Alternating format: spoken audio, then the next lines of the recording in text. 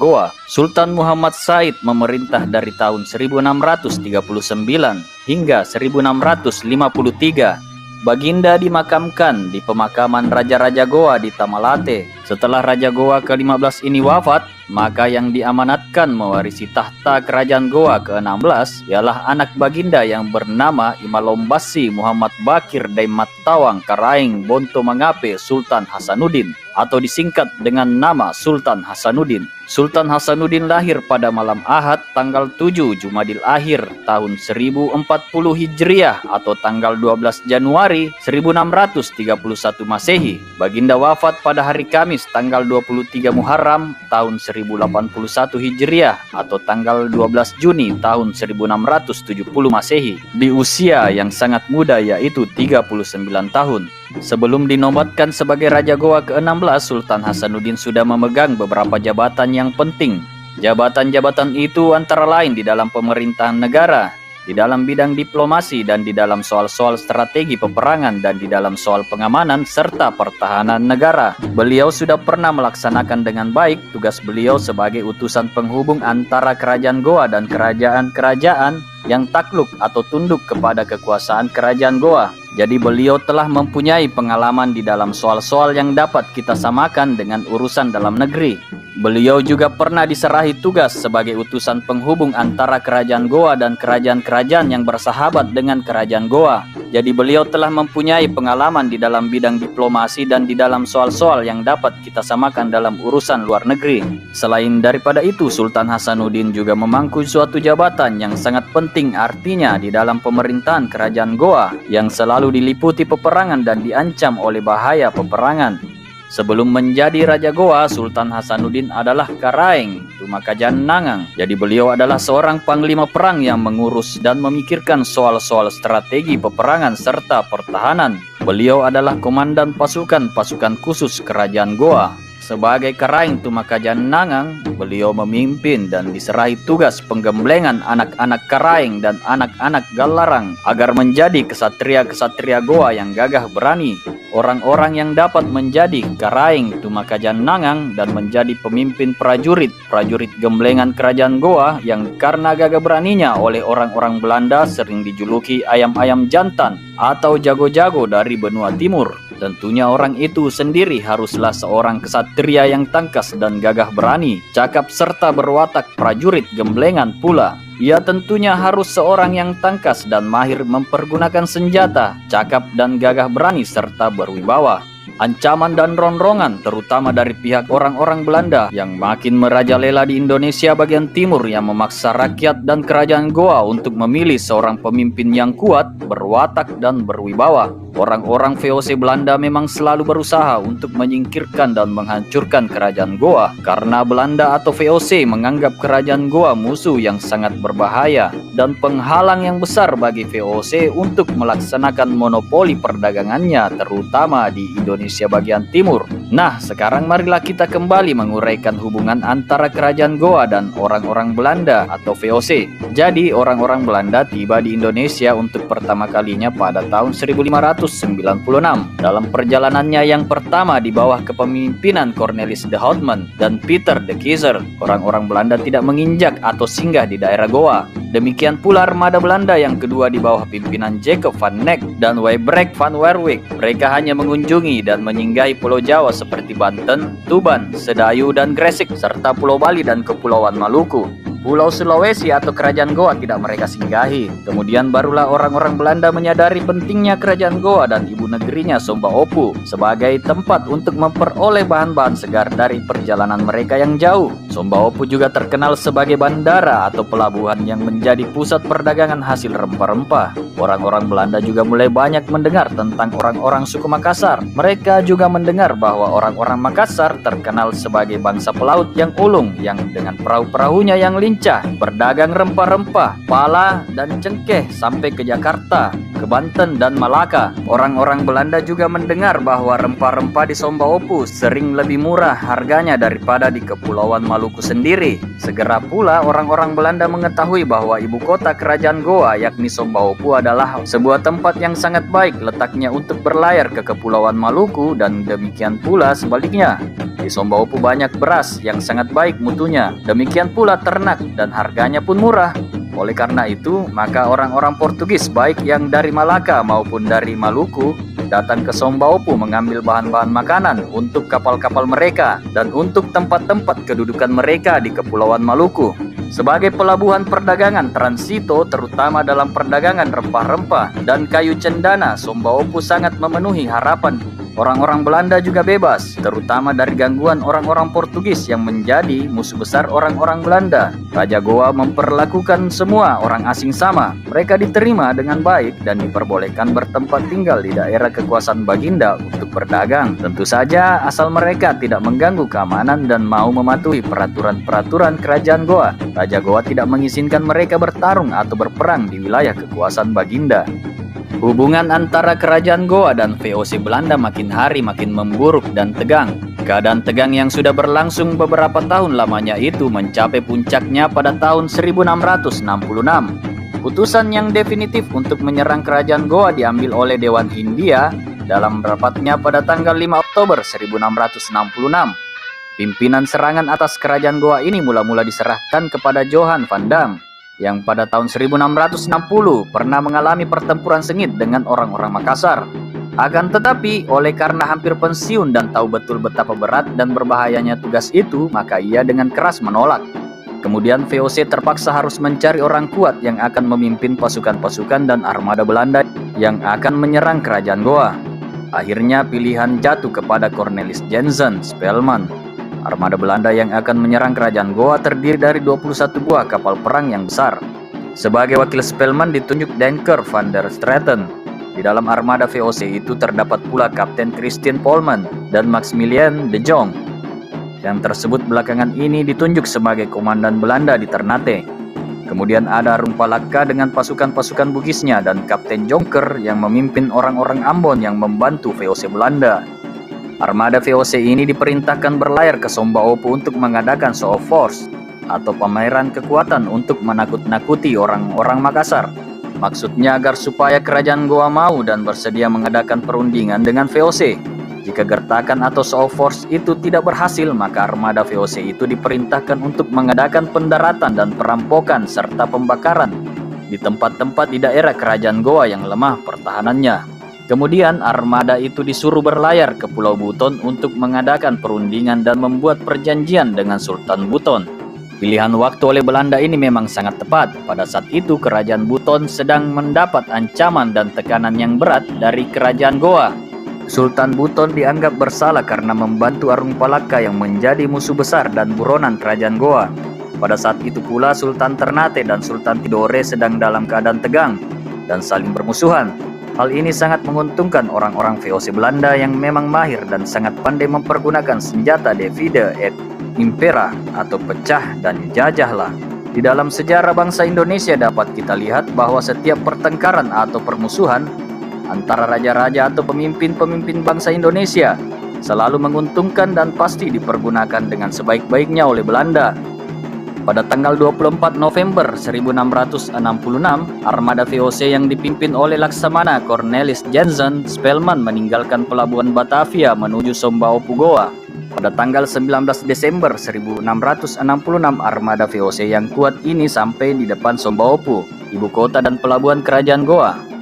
Dengan pameran kekuatannya, Spelman mula-mula mau menggertak Sultan Hasanuddin. Kemudian Spelman mengajukan tuntutan agar kerajaan Goa membayar segala kerugian yang berhubungan dengan pembunuhan orang-orang Belanda oleh orang-orang Makassar. Selanjutnya Spelman menuntut agar semua orang-orang Makassar yang melakukan pembunuhan diserahkan kepada Spelman. Tuntutan Spelman yang bernada congkak itu ditolak oleh Sultan Hasanuddin. Pameran kekuatan armada VOC tidak berhasil menakut-nakuti orang Makassar. Maka Belanda mulai mengadakan tembakan meriam yang gencar terhadap kedudukan dan pertahanan orang-orang Makassar. Tembakan-tembakan meriam kapal VOC ini dibalas pula dengan tembakan-tembakan meriam yang gencar pula oleh pihak kerajaan Goa.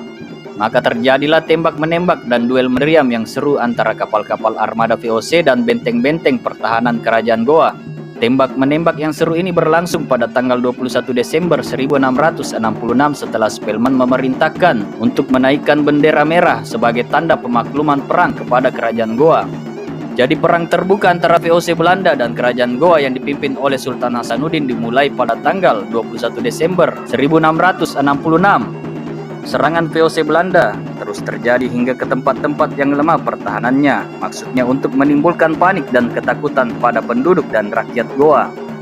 Pada tanggal 25 Desember 1666, armada VOC di bawah pimpinan Cornelis Spelman tiba di Bantaeng. Di sini Belanda dan sekutunya menurunkan pasukannya. Maka terjadilah pertempuran yang sengit antara pasukan Belanda dan sekutunya melawan pasukan kerajaan Goa yang dengan gagah berani mempertahankan Bantaeng. Bantaeng merupakan gudang makanan bagi kerajaan Goa. Dalam pertempuran ini banyak korban yang jatuh di kedua belah pihak, bahkan Arung Palaka mendapat luka. Berkat keunggulan persenjataannya, pasukan-pasukan Belanda dan sekutunya akhirnya dapat merebut Bantaeng. Selanjutnya kota Bantaeng dibakar dan dimusnahkan oleh pasukan-pasukan Belanda dan sekutu-sekutunya. Mungkin karena jengkel akibat mendapat perlawanan yang gigih, maka selain kota Bantaeng, pasukan Belanda dan sekutunya juga membakar dan memusnahkan lebih dari 30 buah desa di sekitar Bantaeng dan lebih dari 100 buah perahu, bahkan juga membakar beratus-ratus ton beras dan padi rakyat. Setelah membakar dan memusnahkan kota Bantaeng serta desa-desa di daerah itu, armada VOC kemudian menuju ke Buton. Pada 31 Desember 1666, Buton sedang dalam keadaan sangat gawat. Benteng kerajaan itu sedang terancam dan dikurung rapat oleh pasukan-pasukan dan armada kerajaan Goa yang memang sengaja dikirim oleh Sultan Hasanuddin untuk menghukum Sultan Buton yang memberi perlindungan dan memberi bantuan kepada Arung Palaka dan kawan-kawan beliau. Pasukan-pasukan kerajaan Goa yang mengurung Buton ini berkekuatan kurang lebih 15.000 orang. Sebagian besar terdiri dari orang-orang Makassar, orang-orang Bugis, dan orang-orang Mandar. Pasukan-pasukan kerajaan Goa ini disertai oleh sebuah armada yang terdiri dari kurang lebih 700 buah perahu. Ada juga yang mengatakan 450 buah perahu. Armada dan pasukan kerajaan Goa ini berada di bawah pimpinan Karaeng Bontomarannu. Beliau dibantu oleh Sultan Bima dan Raja Luwu. Kedatangan VOC di Buton sangat tepat sekali, terutama bagi Buton yang sudah genting sekali keadaannya. Andai kata armada Belanda dan pasukan sekutunya itu datang seminggu atau beberapa minggu kemudian, maka besar sekali kemungkinannya kerajaan Buton akan musnah atau jatuh ke tangan pasukan kerajaan Goa. Diam-diam Arung Palaka berhasil naik ke darat. Orang-orang Buton bertahan di dalam sebuah benteng yang tangguh dan sangat baik letaknya. Pintu-pintu bentengnya sudah tertutup rapat. Arung Palaka dapat masuk ke dalam benteng itu melalui sebuah jalan dan pintu yang sangat dirahasiakan. Sampai di dalam benteng itu, maka Arung Palaka mengadakan pembicaraan dengan Sultan Buton. Dalam pembicaraan itu disepakati bahwa meriam-meriam Buton yang tidak sedikit jumlahnya akan mengadakan tembakan gencar yang ditujukan ke arah armada kerajaan Goa. Bersamaan dengan tembakan-tembakan meriam armada VOC Belanda yang sudah mengurung armada kerajaan Goa dari arah selatan. Jadi armada VOC di bawah pimpinan Laksamana Spelman menutup rapat mulut Selat Buton di sebelah selatan. Kemudian dengan diam-diam Arung Palaka dan kawan-kawan beliau mengadakan infiltrasi. Mereka mengadakan kampanye bisik-bisik di kalangan orang-orang Bugis yang turut membantu armada Goa yang sedang mengurung Buton itu. Perlu kami jelaskan di sini bahwa di dalam armada kerajaan Goa yang dipimpin oleh Karaeng Bontomarannu ini terdapat beribu-ribu orang Bugis yang negerinya ditaklukkan oleh kerajaan Goa. Mereka ini menganggap Arung Palaka sebagai seorang pahlawan yang akan membebaskan mereka dari kekuasaan kerajaan Goa. Sebelumnya ada tersiar kabar bahwa Arung Palaka gugur di Sumatera saat beliau membantu orang-orang Belanda di sana. Tentunya kabar kembalinya Arung Palaka dan kawan-kawan beliau dari Batavia bersama pasukan-pasukan dan armada VOC untuk menyerang dan menggempur kerajaan Goa merupakan berita besar yang tidak disangka-sangkanya. Berita itu sangat menggembirakan orang-orang Bugis yang memang sudah lama menanti-nantikan Arung Palaka yang akan membebaskan mereka dari kekuasaan kerajaan Goa. Setelah mendengar bahwa Arung Palaka berada di dalam armada VOC itu, maka di kalangan orang-orang Bugis yang tidak sedikit jumlahnya itu terjadi kegoncangan.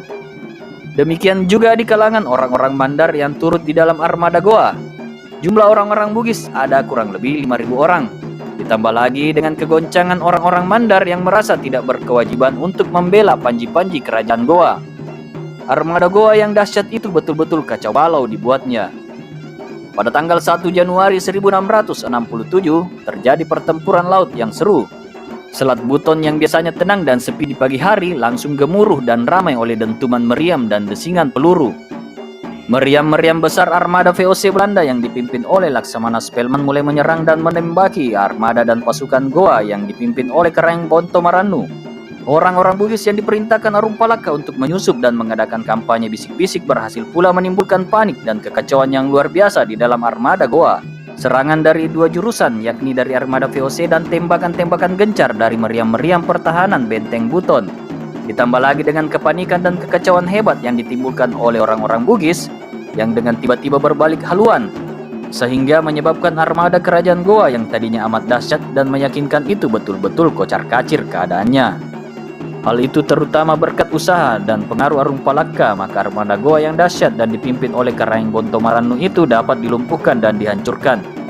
Jelas sekali bukan karena kehebatan atau kegagah beranian yang luar biasa Admiral Spelman dan orang-orang Belanda yang dipimpinnya, seperti selalu secara berlebih-lebihan ditonjolkan oleh orang-orang dan penulis-penulis sejarah Belanda. Sisa armada Goa yang tidak mau menyerah dan tidak jatuh ke tangan orang-orang Belanda atau sekutu-sekutunya lari menuju ke arah utara. Pintu atau mulut bagian selatan Selat Buton dikurung rapat oleh kapal-kapal perang Belanda yang lebih besar dan unggul persenjataannya. Berbaliknya orang-orang Bugis memberi efek psikologis yang sangat merugikan kepada pasukan Goa. Oleh karena itu maka armada dan pasukan Goa itu lumpuh, kacau balau dan tidak dapat memberi perlawanan sebagaimana mestinya. Dalam perang itu beribu-ribu orang tertawan, diantaranya terdapat Karaeng Bonto Marannu sendiri, Sultan Bima, Datu Luwu, dua orang raja atau bangsawan dari Mandar, putra sulung dan dua orang saudara Karaeng Bonto Marannu. Ada kurang lebih 5.000 orang Bugis yang turut di dalam armada dan pasukan Goa yang dipimpin oleh Karaeng Bonto Marannu ini.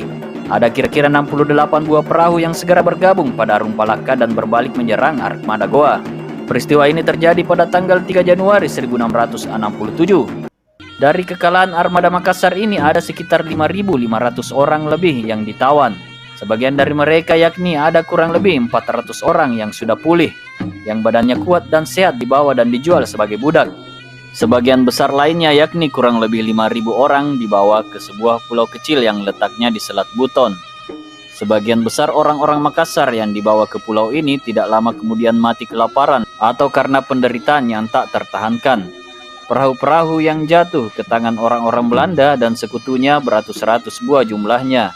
126 buah diserahkan kepada Arumpalaka, 2 buah perahu yang terbesar yang masing-masing dipersenjatai dengan 18 dan 15 buah meriam, yakni yang sebuah perahu kepunyaan Karaeng Bonto Marannu dan yang sebuah lagi kepunyaan Datu Luwu diambil oleh orang-orang Belanda.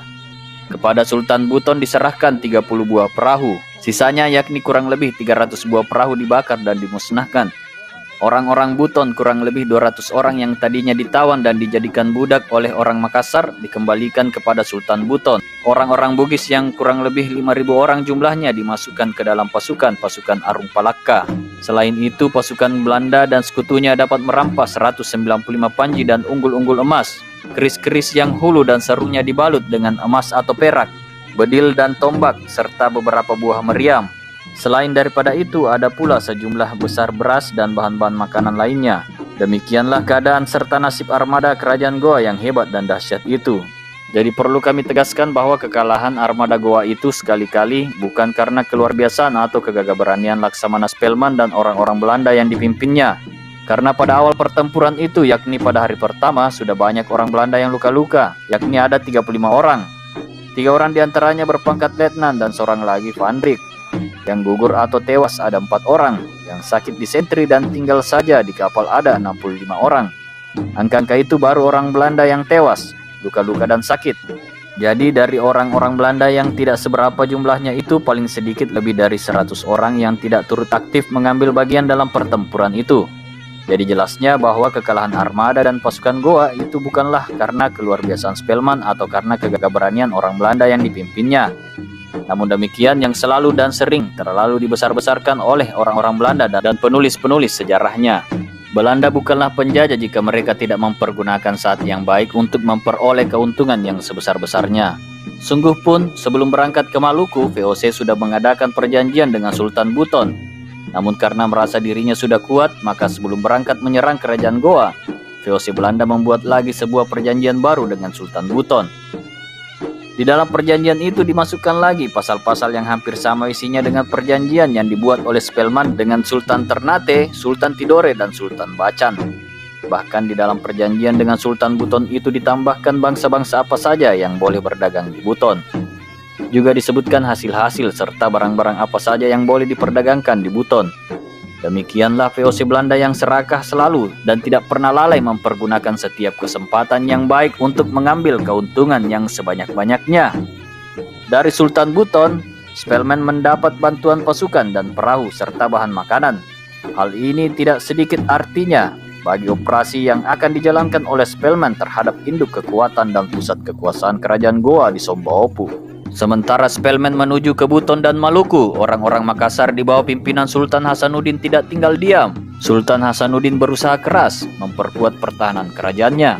Di sepanjang pantai utara ujung Pandang dan Bantaeng didirikan kubu-kubu pertahanan. Maksudnya untuk mencegah kemungkinan pasukan Belanda dan sekutunya mengadakan pendaratan. Bantaeng yang sudah pernah dimusnahkan oleh pasukan Belanda dan sekutunya diperkuat lagi dengan pasukan Goa sejumlah kurang lebih 5.000 orang. Pasukan-pasukan kerajaan Goa yang membela Bantaeng ini dipimpin oleh adik Sultan Hasanuddin sendiri yang bernama Iyata Tojeng, Kare, Tulolo, Karaeng, Bonto, Majannang.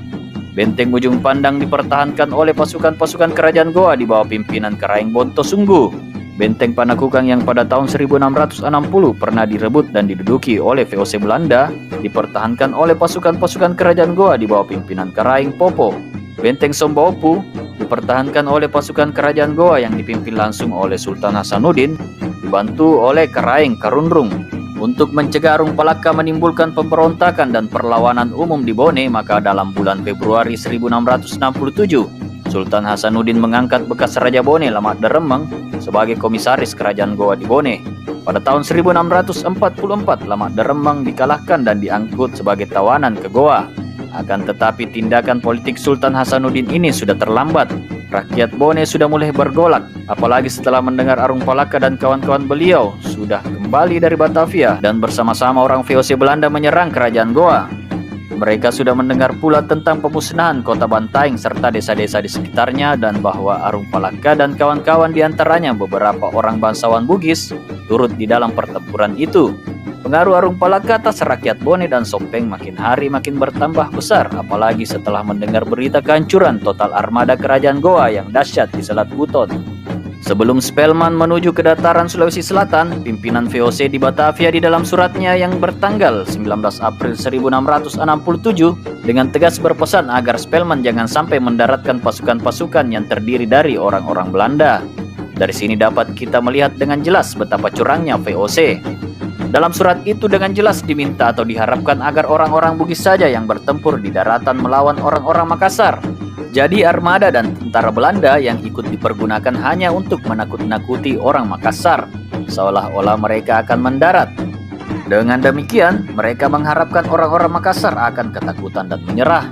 Di dalam surat pimpinan VOC itu diperintahkan agar Spelman sedapat mungkin jangan mengorbankan jiwa orang-orang Belanda. Disinilah tampak dengan jelas kelicikan dan kelihayan orang-orang VOC Belanda. Mereka hanya pandai mengadu domba orang-orang Indonesia untuk kemudian berlagak dan bertindak sebagai pahlawan yang gagah berani. Hal ini perlu dicamkan baik-baik oleh bangsa Indonesia.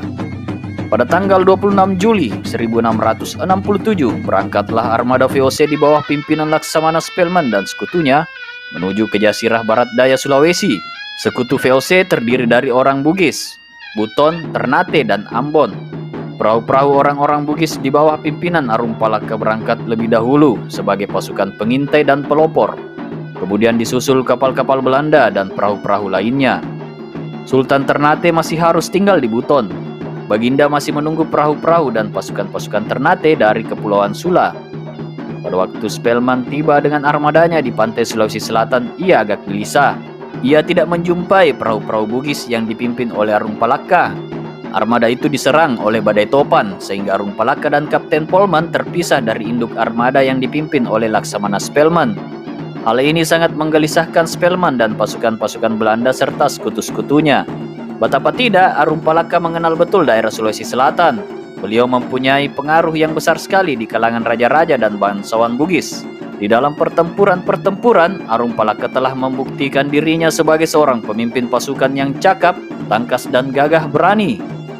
Beliau dikagumi baik oleh kawan maupun oleh lawan. Arung-Palaka dan pengikutnya sampai di Tiro.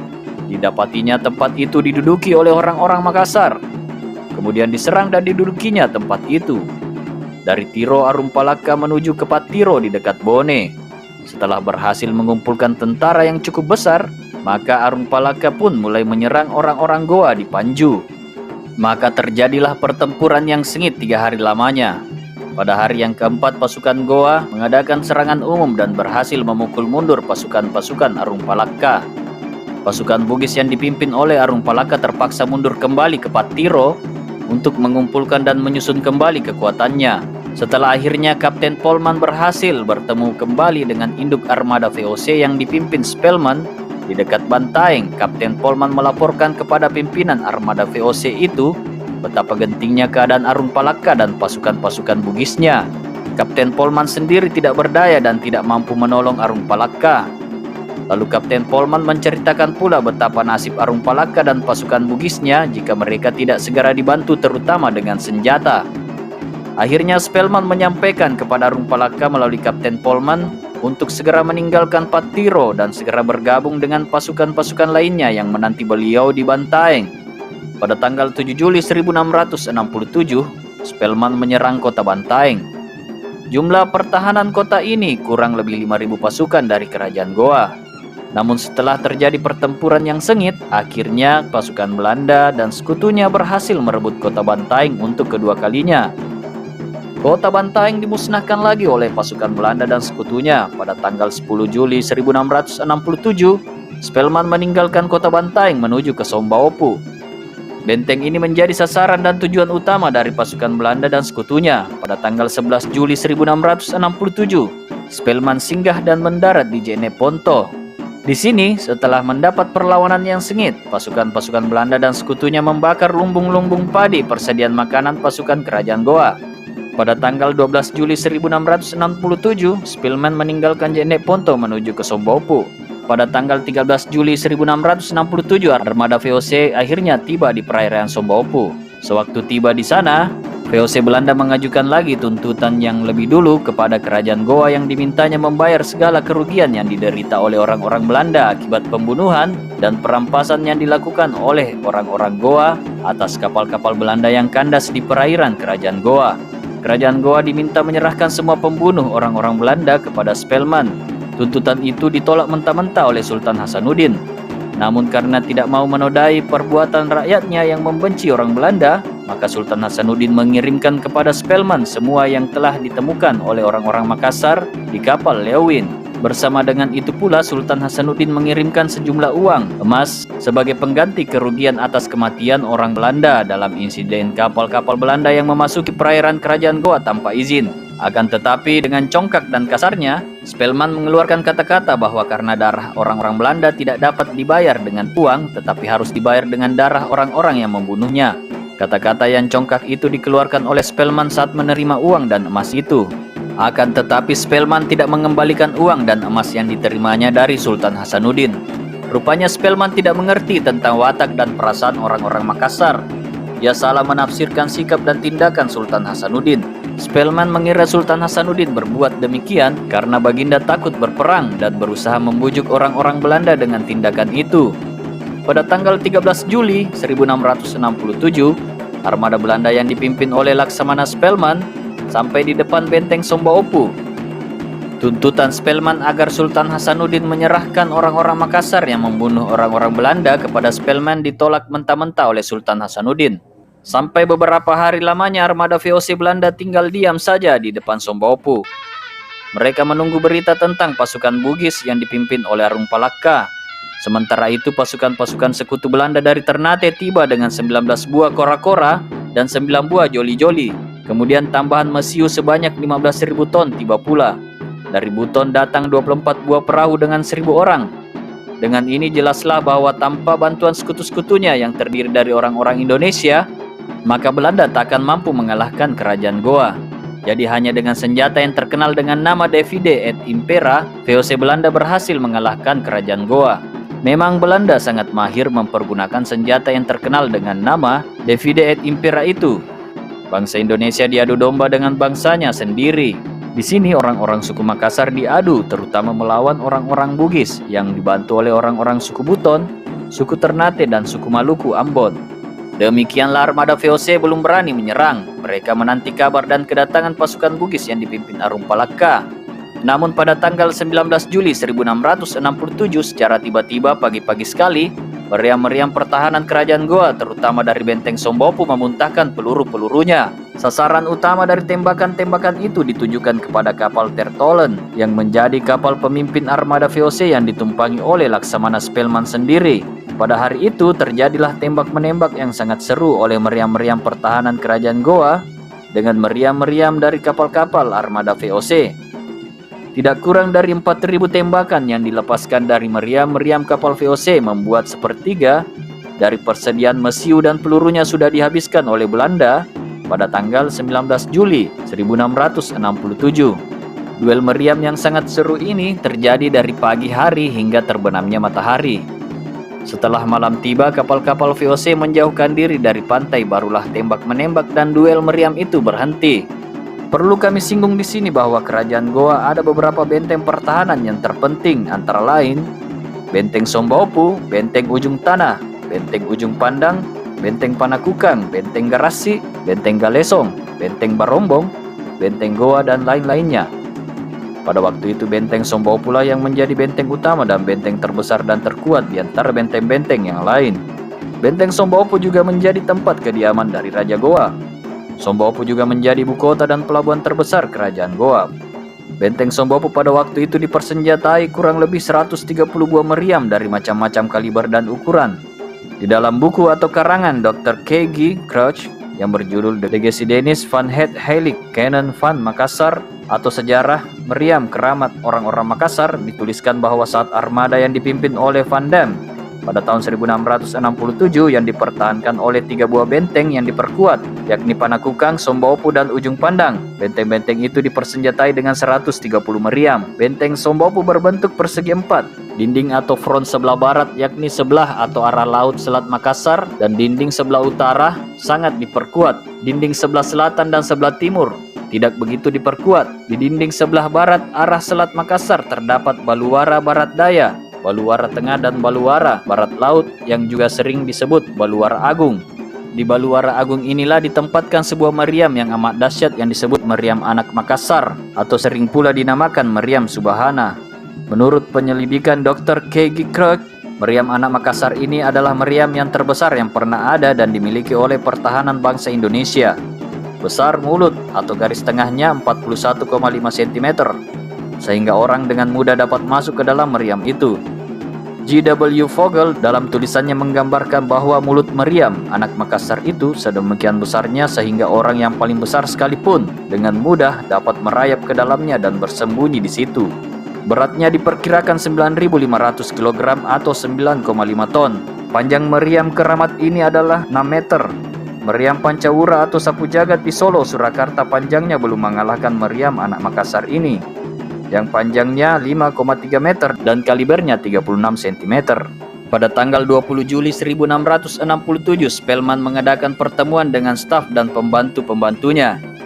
Dalam pertemuan ini disepakati untuk menghentikan tembak-menembak dengan pasukan kerajaan Goa, karena persediaan peluru dan mesiu Belanda tidak akan cukup untuk melakukan tembak-menembak sampai beberapa hari lamanya. Tembakan meriam Belanda ada yang tujuan awalnya hanya untuk menakut-nakuti orang Makassar, akan tetapi sekarang ternyata ayam-ayam jantan benua timur yang gagah berani itu sedikit pun tidak gentar. Bahkan mereka membalas tembakan-tembakan meriam Belanda itu dengan tembakan-tembakan meriam yang tidak kalah serunya. Di dalam buku Dr. V.W. Staple yang berjudul Het Bongais Verdrag, halaman 135-136 disebutkan bahwa jam 2 siang armada Belanda dengan mengibarkan panji perangnya mendekati kota Sombopu sampai jarak yang cukup dekat. Orang dapat melihat bahwa seluruh pantai diperkuat pertahanannya. Pertahanan yang ketat itu berantai dan sambung-menyambung dari Barombong sampai ke Ujung Pandang. Juga dapat dilihat lautan manusia di tepi pantai dengan membawa panji-panji yang beraneka warna tak terhitung banyaknya. Dengan panji-panji itu mereka melakukan gerakan-gerakan yang sifatnya menantang. Ini adalah fakta yang kami kutip dari tulisan seorang ahli sejarah bangsa Belanda sendiri untuk menunjukkan bahwa orang-orang Makassar tidak takut berperang. Bahkan mereka menyongsong armada VOC yang datang itu dengan sikap yang menantang. Dengan ini jelaslah bahwa Sultan Hasanuddin dan rakyat Goa yang dipimpinnya sekali-kali tidak takut berperang. Kerajaan Goa di bawah pimpinan Sultan Hasanuddin diserang oleh pasukan Belanda dan sekutunya yang beribu-ribu orang jumlahnya. Kekuatan pasukan VOC Belanda pada waktu itu ialah 515 orang militer atau pasukan darat dan 773 orang awak kapal. Pasukan-pasukan inti Arung Palaka terdiri dari kurang lebih 10.000 orang ditambah dengan kurang lebih 1.000 orang Bone dan Sopeng di bawah pimpinan Arung Bila dan Arung Appanang. Jumlah pasukan-pasukan Buton dan Ternate ada kurang lebih 3.000 orang. Seluruh pasukan ini ditambah lagi dengan kompi-kompi yang dipimpin oleh Kapten Jonker dan Kapten Speaker yang membawa 4 buah meriam berkumpul di daerah Galesong. Tambahan pasukan lainnya juga dari Sopeng Riaja atau Mangkoso, Nepo Palandro, Baru dan Tanete yang berhasil dikumpulkan Arung Bila dan Arung Appanang. Dengan bantuan pasukan-pasukan Bugis yang sedemikian besarnya itu, rupanya Spelman berani melanggar instruksi atasannya dan berani menyerang kerajaan Goa. Namun Spelman tidak berani menempatkan pasukan Belanda dalam jumlah yang banyak di daratan Sulawesi Selatan. Pasukan-pasukannya yang diturunkan hanya bersifat membantu saja di mana perlu. Yang disuruh bertempur ialah terutama pasukan-pasukan Bugis di bawah pimpinan Arung Palaka. Mereka ini memang tinggi semangat tempurnya karena mereka bertempur didorong dan dilandasi oleh cita-cita ingin memerdekakan dirinya dari kekuasaan kerajaan Goa. Ada juga pasukan-pasukan Buton dan pasukan-pasukan Ternate, akan tetapi pasukan ini tidak begitu diandalkan oleh Spelman. Bahkan orang-orang Belanda sering kecewa dan mencela semangat tempur orang-orang Buton dan orang-orang Ternate. Sungguh pun demikian sewaktu hendak menyerang benteng Barombong dan Sultan Mandrasya sakit keras. Lalu hendak pulang ke Ternate, beliau ditahan oleh Spelman karena betapapun juga kehadiran Baginda penting sekali artinya. Kepergian Baginda ke Ternate dapat menimbulkan hal-hal yang merugikan kepentingan VOC Belanda. Di sini kita dapat melihat ketidakjujuran orang-orang VOC Belanda terhadap sekutu-sekutunya. Di satu pihak mereka sangat kecewa dan sangat mencela semangat tempur orang-orang Ternate, akan tetapi di lain pihak mereka sangat khawatir jika kepergian Sultan Ternate itu menimbulkan hal-hal yang merugikan kepentingan orang-orang Belanda. Demikianlah berkat pengaruh Arung Palaka di kalangan orang-orang Bugis, maka VOC Belanda dapat memperoleh bantuan pasukan-pasukan yang banyak jumlahnya. Pihak kerajaan Goa mengajukan pasukan-pasukan yang jumlahnya kurang lebih 20.000 orang ke medan pertempuran. Mengingat keadaan pada abad ke-16 di Sulawesi Selatan, maka dapatlah kita membayangkan betapa dahsyatnya pertempuran itu. Pasukan-pasukan yang berpuluh-puluh ribu banyaknya maju dan berperang di medan laga. Oleh Belanda sendiri diakui bahwa peperangan antara VOC dan kerajaan Goa adalah peperangan yang paling berat dan yang paling seru yang pernah dilakukan VOC di Indonesia. Di sekitar Galesong terjadi pertempuran yang sengit. Orang-orang Makassar bertempur dengan gagah berani. Setiap jengkal tanah Goa dibayar dengan sangat mahal oleh pasukan Belanda dan sekutunya. Keadaan pasukan-pasukan Belanda mulai mengkhawatirkan. Akhirnya pada 6 Agustus 1667, Spelman meminta bantuan berupa pasukan yang segar, mesiu dan peluru. Untung saja pasukan Bugis yang membantu Arung Palaka banyak yang baru datang. Mereka mengalir terus ke medan pertempuran. Pasukan-pasukan Belanda sendiri sesungguhnya tidak begitu bersemangat untuk bertempur. Mereka lebih suka mengadakan perundingan-perundingan dan mencapai perjanjian perdamaian yang sebanyak mungkin menguntungkan mereka. Pasukan Bugis yang dipimpin oleh Arung Palaka yang memiliki semangat tempur yang tinggi. Hanya mereka tidak begitu dipersenjatai dengan bedil dan meriam seperti halnya pasukan Belanda. Bahkan jika dibandingkan dengan persenjataan pasukan Goa, maka pasukan Bugis tidak seberapa persenjataannya. Pada tanggal 18 Agustus 1667, Arung Palaka menyerang pertahanan Goa di sebelah utara Galesong. Pada serangan itu, Spelman yang hendak membantu Arung Palaka nyaris tewas terkena peluru meriam pertahanan Goa. Pertempuran seru ini berlangsung dari jam 6 pagi hingga jam 12 siang. Serangan pasukan Goa datang secara bertubi-tubi dan secara bergelombang. Pasukan-pasukan Belanda dan sekutu-sekutunya makin lama makin genting keadaannya. Sebagian besar pasukan-pasukan Belanda jatuh sakit atau luka-luka. Mereka kekurangan tenaga dokter dan obat-obatan. Peluru dan mesiu Belanda juga harus dihemat. Kapal-kapal Belanda yang biasanya mondar-mandir untuk menakut-nakuti orang Makassar juga mengkhawatirkan keadaannya. Sementara itu, Spellman berusaha menutupi keadaannya yang sangat genting itu, baik kepada sekutu-sekutunya maupun kepada orang-orang Makassar.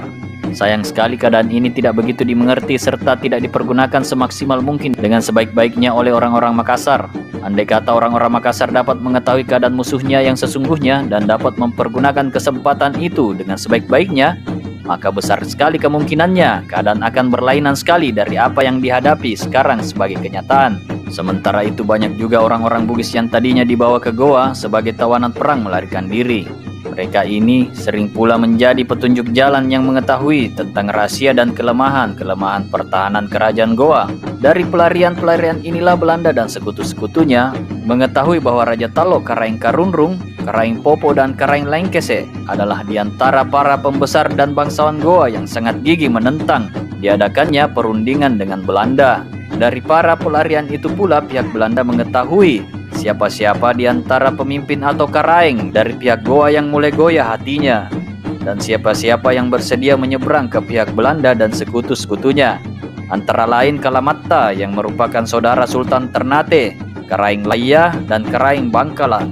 Pada tanggal 7 September 1667, berangkatlah pasukan-pasukan Belanda dan sekutunya dengan tujuan utama merebut dan menduduki Benteng Barombong. Spellman memerintahkan untuk mendirikan kubu-kubu pertahanan di tepi pantai, menempatkan beberapa buah meriam dan kapal di kubu-kubu pertahanan itu.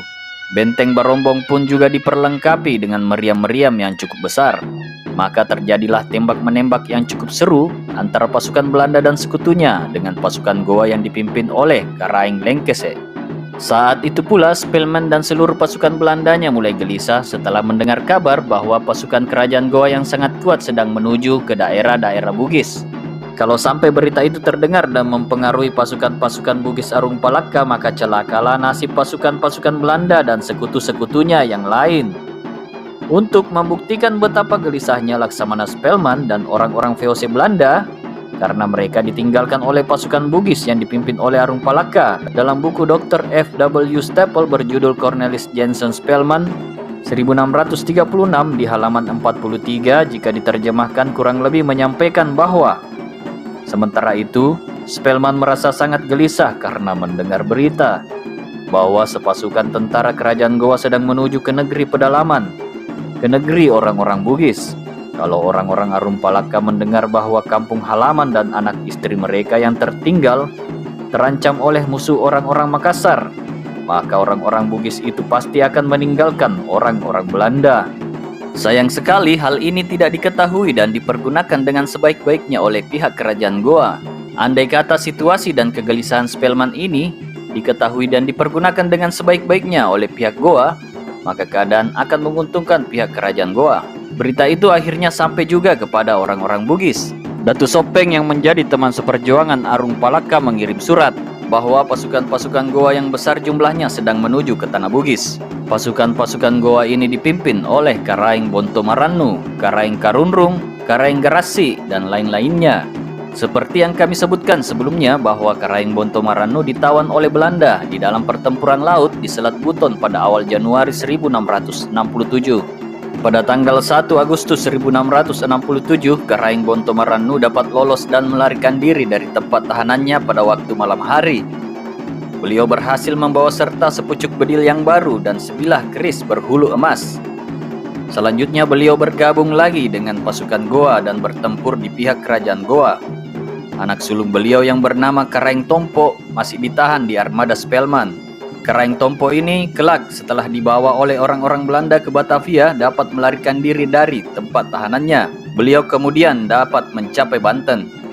Karaeng Bontomarannu inilah kelak yang bersama Karaeng Galesong bergabung dengan Trunojoyo meneruskan perlawanannya yang gigih terhadap kekuasaan VOC Belanda di Pulau Jawa. Seperti yang dapat kita baca di dalam buku-buku sejarah, setelah kerajaan Goa dapat dikalahkan oleh Laksamana Spellman, orang-orang Makassar meneruskan perlawanannya menentang kekuasaan VOC Belanda di luar daratan Sulawesi Selatan.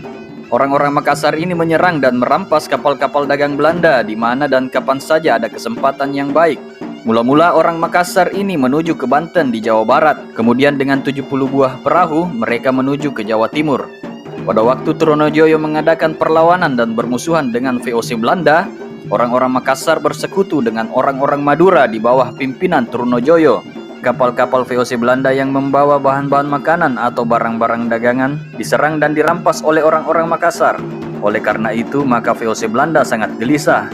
Beberapa tempat seperti di pantai selatan Pulau Madura dan di bagian utara Jawa Timur diduduki dan sebagian besar dibakar. Demikian pula kota Surabaya.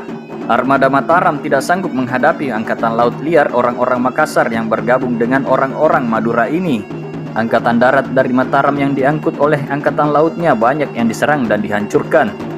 Kemudian tentara Madura yang dipimpin oleh Trunojoyo yang dibantu oleh orang-orang Makassar bertempur di daratan Pulau Jawa. Demikianlah orang-orang Makassar bersekutu dengan orang-orang Madura di bawah pimpinan Trunojoyo melawan VOC Belanda. Jadi orang-orang Makassar tetap menentang dan memerangi orang-orang VOC Belanda. Orang-orang Makassar ternyata sungguh pun sudah ditawan oleh orang Belanda, selalu berusaha melarikan diri atau mengamuk. Sungguh pun berada di dalam tawanan, namun orang-orang Makassar masih juga dapat merepotkan dan membuat pusing kepala orang-orang Belanda. Demikian pula di dalam rombongan tentara Belanda yang dikembalikan ke Batavia karena sakit atau luka-luka, terdapat 15 orang bangsawan Goa dan 45 orang yang dijadikan budak tawanan. Mereka dimuat di kapal tersebut dan dalam pelayaran ke Batavia itu orang-orang Goa dapat melepaskan diri dan mengamuk di atas kapal. Tentu saja hal ini menimbulkan kekacauan yang hebat di kalangan orang-orang Belanda. Kemudian orang-orang Makassar itu dibunuh semuanya oleh orang Belanda. Sekarang marilah kita kembali kepada berita bahwa pasukan-pasukan Goa sedang menuju ke Tanah Bugis. Hal ini sangat menggelisahkan orang-orang Belanda. Namun akhirnya Spilman berhasil membujuk dan meyakinkan orang-orang Bugis dan terutama Arung Palaka untuk tetap menyerang dan menggempur orang Goa. Justru dan sebaik-baiknya di pusat kekuatannya sendiri, yakni di tanah Goa asli. Menggempur musuh di sarangnya atau di tanah aslinya sendiri lebih baik daripada memeranginya di luar. Arung Palaka dan pasukan Bugisnya lah yang sangat giat dan banyak melakukan pertempuran yang seru. Mereka lah yang banyak merebut daerah-daerah Goa setapak demi setapak dengan pengorbanan yang tidak ternilai harganya. Lain halnya dengan pasukan VOC Belanda yang dipimpin oleh Spelman, mereka berperang dengan maksud dan tujuan yang lain. Tujuan mereka berbeda dan sangat bertentangan dengan tujuan perjuangan Arung Palaka yang didorong oleh cita-cita kemerdekaan ingin membebaskan dirinya dari kekuasaan kerajaan Goa. Maksud dan tujuan serta dasar perjuangan mereka berbeda seperti bumi dan langit. Sejarah selanjutnya di Sulawesi Selatan membuktikan bahwa kelak justru orang-orang Bugis terutama orang-orang Bone menjadi musuh orang-orang Belanda karena orang-orang Belanda hendak meluaskan sayap kekuasaan penjajahannya di Sulawesi Selatan. Setelah kerajaan Goa jatuh, orang-orang Bugis terutama orang-orang Bugis Bone lalu menjadi musuh orang-orang Belanda. Tidak kurang dari 4 kali Belanda terpaksa harus mengirimkan pasukan-pasukan ekspedisinya yang kuat ke Sulawesi Selatan untuk mengamankan dan menenteramkan daerah itu. Menurut istilah yang sering dipergunakan oleh orang-orang Belanda, ekspedisi atau pengiriman pasukan-pasukan perang ke Sulawesi Selatan ini oleh Belanda sering juga disebut Bonis Expedition atau ekspedisi Bone. Kita kembali lagi ke pertempuran. Pada malam tanggal 22 menjelang 23 Oktober 1667, setelah terjadi rentetan pertempuran yang seru, akhirnya jatuhlah benteng Barombong ke tangan pasukan Arung Palaka. Dengan demikian pasukan VOC Belanda dan sekutunya mulai semakin mendekati benteng Sombaopu yang merupakan tujuan dan sasaran utama mereka. Di pihak kerajaan Goa pun keadaan tidak begitu menggembirakan. Wilayah kerajaan Goa makin hari makin sempit oleh pasukan-pasukan musuh yang makin mendesak. Tekanan dari pihak lawan dari segala penjuru makin hari makin terasa. Beberapa sekutu kerajaan Goa berbalik dan kemudian berpihak kepada Belanda. Namun serangan-serangan balasan dilakukan juga oleh pihak kerajaan Goa. Di dalam pertempuran itu di kedua belah pihak banyak jatuh korban. Setelah mengadakan pertempuran yang sengit untuk merebut daerah Goa dengan biaya dan pengorbanan yang tidak ternilai harganya, maka akhirnya pada tanggal 26 Oktober 1667, sampailah pasukan-pasukan Belanda dan sekutunya di dekat benteng Sombaopu yang menjadi tempat kediaman Sultan Hasanuddin. Jadi pasukan Belanda dan sekutunya mendekati benteng Sombaopu dari arah selatan, dari bagian yang tidak begitu kuat pertahanannya. Seperti diketahui, benteng Sombaopu dipertahankan oleh pasukan kerajaan Goa yang dipimpin sendiri oleh Sultan Hasanuddin dan Karaing Karunrung. Dengan bantuan Arung Palaka dan pasukan-pasukan Bugisnya, orang-orang VOC Belanda ingin memetik hasil dan keuntungan yang sebesar-besarnya dari keadaan baik yang diciptakan oleh Arung Palaka dan kawan-kawan seperjuangan beliau. Hanya itulah kelihayan dan kelebihan Belanda yang perlu dan harus kita camkan sebagai pelajaran yang diberikan oleh sejarah kepada kita bangsa Indonesia. Belanda sangat mahir mengadu domba bangsa Indonesia untuk kemudian menguasai dan menjajah bangsa Indonesia yang sudah terpecah belah itu. Pada tanggal 29 Oktober 1667 dikirimlah sebuah utusan untuk membawa surat. Surat itu dibawa oleh 2 orang bangsawan Bone yang dikawal oleh 50 orang yang bersenjata keris. Surat itu secara resmi disampaikan kepada Sultan Hasanuddin di Istana Baginda di Sombaopu. Lalu diadakanlah gencatan senjata selama 3 hari yang kemudian diperpanjang lagi. Selama diadakan gencatan senjata, masing-masing pihak memperkuat pertahanannya. Namun pasukan-pasukan kedua belah pihak ada juga yang mempergunakan kesempatan untuk saling mengunjungi. Terutama oleh pihak Belanda yang licik, hal ini merupakan kesempatan baik yang memang dipergunakannya pula dengan sebaik-baiknya. Mereka berusaha mengorek sebanyak mungkin keterangan mengenai keadaan pihak kerajaan Goa. Pada kesempatan itulah Belanda berhasil memperoleh info bahwa 3 orang pemimpin dan bangsawan Goa yang terkenal, yakni Karaeng Karunrung, Karaeng Popo dan Karaeng Lengkese menentang dan tidak mau mengadakan perjanjian perdamaian dengan pihak Belanda. Ketiga orang pemimpin bangsawan Goa ini menghendaki agar supaya peperangan dilanjutkan sampai titik darah yang penghabisan. Dengan segala macam usaha disertai bujukan dan sikap yang manis, orang-orang Belanda mencoba menarik hati para pemimpin dan bangsawan Goa untuk mengadakan perjanjian perdamaian. Para pemimpin, pembesar atau bangsawan Goa yang ragu-ragu dan tampak mulai bimbang hatinya diberi hadiah-hadiah dan janji-janji yang menarik. Mereka dijanjikan kemerdekaan, bahkan nasib mereka akan dijamin dengan baik. Yang berhasil dibujuk orang Belanda antara lain Karaeng Laya dan Karaeng Bangkala, serta saudara Sultan Ternate, yakni yang bernama Kalamatta yang sudah lama berpihak kepada kerajaan Goa, dapat dibujuk dan dipikat hatinya oleh orang Belanda. Hal ini membuat orang-orang Goa sangat marah terhadap tindakan Karaeng Laya dan Karaeng Bangkala ini. Mereka dianggap mengkhianati kerajaan Goa. Karaeng Karunrung segera hendak menghajar kedua orang pemimpin ini dengan 3.000 orang pasukan beliau. Akan tetapi tindakan Karaeng Karunrung ini dapat dicegah oleh Sultan Hasanuddin. Meskipun Sultan Hasanuddin juga merasa jengkel dan marah atas perbuatan kedua orang pemimpin yang tidak setia itu, namun sebagai seorang raja, Sultan Hasanuddin harus bertindak bijaksana dan pandai mengekang gejolak perasaannya. Pada tanggal 11 November 1667, seminggu sebelum perjanjian Bongaya ditandatangani, Arung Kaju datang melaporkan bahwa Karaeng Laya dan Karaeng Bangkala beserta pasukannya yang berjumlah kurang lebih 6.000 orang sedang menuju ke markas besar Belanda dan sekutunya. Kedatangannya tidak lain hanya untuk bergabung dan berpihak kepada pasukan Belanda dan sekutunya. Agar supaya peristiwa itu memberikan kesan yang dalam kepada orang-orang Makassar, maka Spelman mempersiapkan suatu upacara penyambutan yang hebat. Kedua orang pemimpin yang bersedia bekerja sama dengan Belanda itu disongsong dan disambut oleh Spelman sendiri dengan para pembesar Belanda dan sekutu-sekutunya. Kedatangannya diiringi oleh pasukan pengawal dan satu kompi pasukan Belanda, kemudian iring-iringannya menuju ke markas besar pasukan Belanda dan sekutunya.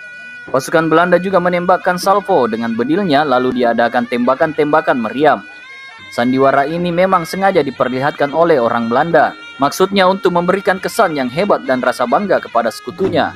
Selain itu juga untuk menanamkan suatu kesan yang hebat dan rasa kagum kepada orang Makassar sebagai suatu provokasi dan cara intimidasi yang halus. Orang-orang Belanda ingin agar di dalam perundingan yang diadakan, orang-orang Makassar banyak mengalah dan banyak memberi konsesi serta keuntungan kepada Belanda. Inilah kepandaian dan kelihayan Belanda yang harus diperhatikan. Mereka selalu pandai mempergunakan setiap kesempatan yang sekecil-kecilnya, sekalipun untuk mencapai keuntungan yang sebesar-besarnya. Pada 14-15 November 1667, atau beberapa hari sebelum perjanjian Bongaya ditandatangani, ada beberapa orang pemimpin Goa yang dapat dipikat oleh Belanda dan sekutunya. Di sini Belanda mempergunakan lagi Arung Palaka yang memang besar sekali pengaruhnya untuk memikat mereka. Beberapa orang pemimpin Goa yang memang diketahui tergolong orang-orang yang setuju diadakannya perjanjian perdamaian dengan VOC Belanda pada malam tanggal 14 menjelang 15 November diundang untuk mengadakan pertemuan dengan Arung Palaka. Jadi perang urat syaraf yang dilancarkan oleh VOC Belanda selama diadakannya gencatan senjata memang berhasil sekali. Hal ini perlu dicamkan oleh bangsa Indonesia sebagai pelajaran yang diberikan oleh sejarah kepada kita.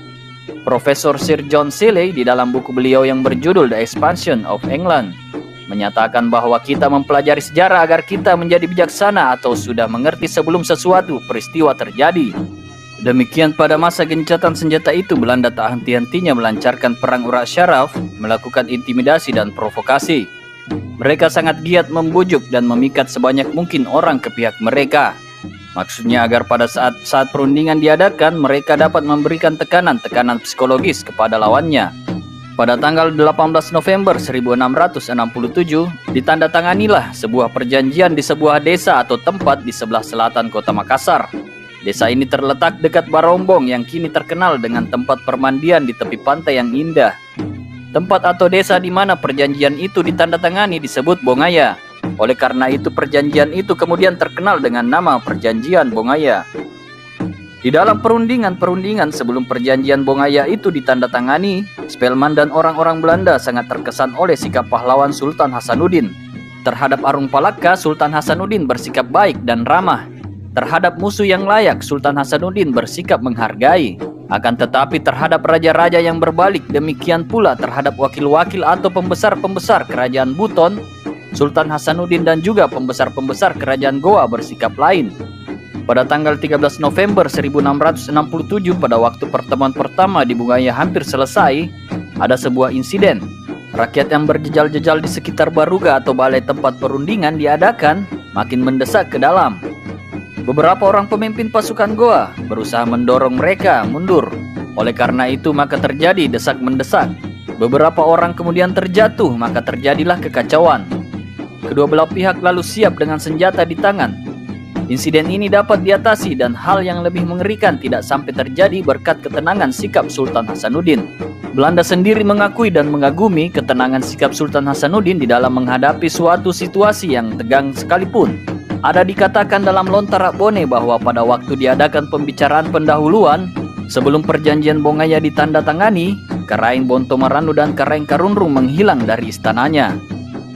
Karaeng Bontomaranu adalah Karaeng Galesong ketiga yang bertahta antara 1656 hingga 1662. Beliau meneruskan perlawanannya di Pulau Jawa bersama dengan putra Sultan Hasanuddin yang bernama Imanidori Karetojeng, yang selanjutnya menjadi Karaeng Galesong keempat dari tahun 1663 hingga 1667. Karaeng Bontomaranu dan Karaeng Karunrung tidak setuju untuk mengadakan perjanjian dengan musuh yang mereka benci itu.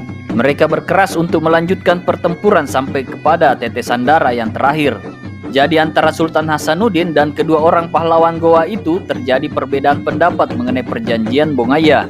Karaeng Galesong alias Karaeng Bontomaranu dan Karaeng Karunrung tidak setuju diadakan perjanjian dengan VOC Belanda. Di dalam sumber lain dikatakan bahwa yang berkeras menentang diadakannya perjanjian dengan Belanda ialah Karaeng Tallo, Karaeng Popo, dan Karaeng Lengkese. Karaeng Popo sebagai seorang ksatria tidak mau untuk kedua kalinya berunding dan membuat perjanjian dengan VOC Belanda. Beliau menyatakan sudah pernah sebagai wakil kerajaan Goa mengadakan perundingan dan membuat perjanjian perdamaian dengan VOC Belanda sekali itu saja. Sekali itu saja sudah cukup, dan sebagai seorang ksatria beliau tidak sudi untuk kedua kalinya berunding dan berdamai dengan orang-orang Belanda. Meski di dadanya masih berkobar semangat perlawanan menentang penjajahan Belanda, sebagai seorang raja yang bertanggung jawab atas nasib dan rakyat kerajaan Goa, Sultan Hasanuddin harus mempertimbangkan faktor-faktor yang lain. Setelah merasa bahwa perjanjian Bongaya itu sangat memberatkan rakyat dan kerajaan Goa dan tidak mungkin dilaksanakan, maka hubungan antara kerajaan Goa yang dipimpin oleh Sultan Hasanuddin dan VOC tegang lagi. Pada tanggal 12 April 1668, untuk kesekian kalinya perang antara Goa dan VOC pecah lagi. Jadi sungguh pun di dada Sultan Hasanuddin masih tetap berkobar semangat perlawanan menentang penjajahan Belanda.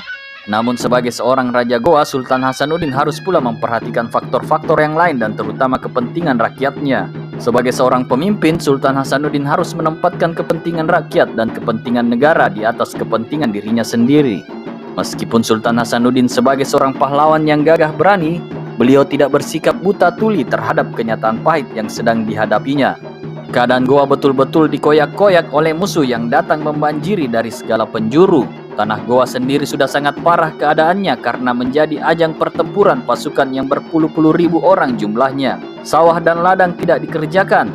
bahkan banyak yang dirusak, diinjak-injak atau dihancurkan. Desa-desa dan lumbung padinya banyak yang dibakar dan dimusnahkan oleh pasukan Belanda dan sekutunya. Melanjutkan peperangan dalam kondisi atau keadaan yang sedemikian berarti bunuh diri dan kehancuran serta malapetaka bagi rakyat Goa. Demikianlah kiranya pertimbangan Sultan Hasanuddin mengapa beliau menganggap lebih bijaksana mengadakan perundingan dan perdamaian. Sungguh pun di dada beliau tetap berkobar semangat anti penjajahan VOC Belanda. Kita sudah tahu bahwa Sultan Hasanuddin bukan seorang penakut dan seorang pengecut. Sebagai bekas seorang Karain Tamakajan Nangang, yakni pemimpin atau komandan pasukan khusus kerajaan Goa, Sultan Hasanuddin tidak diragukan lagi keberaniannya. Sebagai seorang Karain Tamakajan Nangang, Sultan Hasanuddin yang melatih dan menggembleng kesatria-kesatria Goa. Dan karena gagah beraninya oleh orang-orang Belanda sendiri dijuluki jago-jago dari benua timur. Sungguh pun perjanjian Bongaya telah ditandatangani, namun ketegangan antara kerajaan Goa dan Belanda masih berlangsung terus. Jadi tidaklah tepat jika dikatakan bahwa perjanjian Bongaya yang ditandatangani pada tanggal 18 November 1667 mengakhiri peperangan antara kerajaan Goa dan Belanda. Karena sesudah itu masih terjadi lagi pertempuran seru, bahkan pertempuran terseru dan terdahsyat yang pernah dilakukan VOC Belanda di Indonesia. Pertempuran ini ialah pertempuran berdarah memperebutkan benteng Sumba Opu yang akan kita uraikan pada video berikutnya. Nah pemirsa Sebarin, demikianlah pembahasan kami tentang perang terbuka antara kerajaan Goa di bawah pimpinan Sultan Hasanuddin dengan VOC Belanda hingga perjanjian Bongaya. Untuk terus mendapatkan update terbaru dari siaran kami, silakan subscribe dan nyalakan tombol lonceng notifikasinya. Komen juga untuk support, kritik dan saran, serta share ke friendlist kalian. Sekian dulu, semoga bermanfaat. Thanks for watching.